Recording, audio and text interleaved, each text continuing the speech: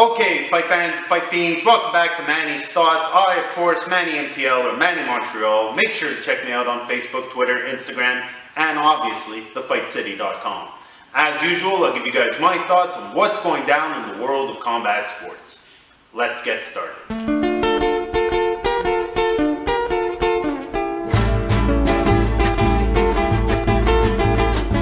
Okay, so first up, obviously, unluckily, I was unable to attend the boxing card in Gatineau. Arthur Beterbiev versus Prieto. It turned out to be a pretty significant fight. Not a lot of people thought that this was going to make a lot of big news, but Arthur Beterbiev made sure of that. Quick one-round fight for Arthur Beterbiev. When people talk about this man, the first thing they bring up is his power. None other than Canadian champ Shaquille Finn has sparred him and claims he is quite possibly the strongest puncher he's ever sparred.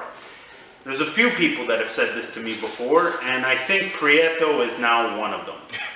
Fantastic fight from Arthur Beterbiev. Definitely launches his name in a division that is swamped with names right now. Nothing but good news for Montreal, so I look forward to what we got lined up for him, hopefully very soon.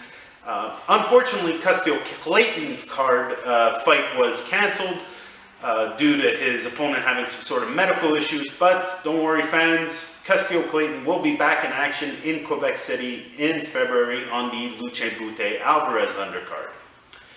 Now, as far as other news in the Fight City, big news. Some big news. I've been talking about this guy for a good 2 years now. You can literally go back in these episodes and find me talking about him. Aiemann Zahabi. I've said it for a while now. I said when he makes it to the UFC to make sure you pay attention. Well, ladies and gentlemen, the day is here.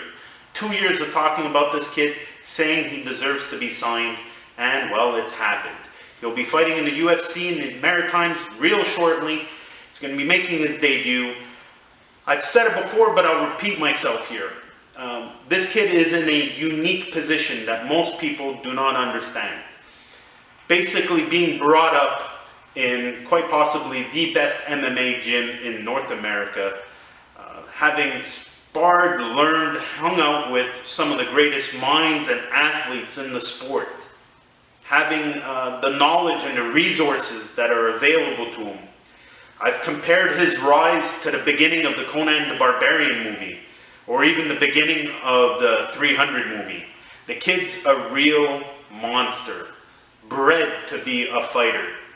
Now, for those of you that think this is another Sage Northcutt or type of situation where family relations and a long life of martial arts is the reason he'll be a star, I'm going to have to put that aside because most of you don't understand that his older brother is Firas Zahabi, and quite possibly known as one of the biggest hard asses in MMA. Now, if you're a little brother to a big brother who is a giant hard ass, you're not going to have the easy route. Nobody's going to give you easy time, and no one's going to give you any extra credit in the gym. So I personally think that despite all his resources, I do not think Aiemann Zahabi was coddled, and I legitimately think that he is going to be a major star in MMA. So pay attention to Aiemann Zahabi. Congratulations to making it to the UFC. Some of us always knew it was going to happen. Now, as far as what's going down this weekend for us to watch, there is a UFC going down. Ronda Rousey's back. I could not care less. And she apparently doesn't either. Not doing much press or media. Kind of disappointing for her opponent because, well, the truth is, I think she realized that her doing media has done nothing but create other stars. Whether she wins or loses to her next opponent will be a little more well-known. And I think the biggest reason she's not doing any of the press is because, well, you know, obviously her loss affected her deeply. Now, personally, I didn't like the way she reacted after her loss, and I was happy Holly Holm had beat her ass. This Nunez girl is for real, and unless some lucky event happens, I don't think we're going to see Ronda Rousey in the ring again after this. So It's a decent card. We've got some local talent on it. Tarek Safadine will be fighting on the card, as well as Alex Garcia. So make sure you tune in and watch that.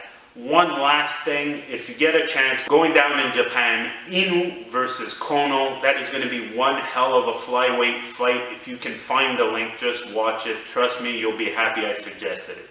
That's it for me this week. Make sure you like, share, subscribe, and all that good stuff. If you like the t-shirts, you know what to do. Hit me up. I'll see you guys next week.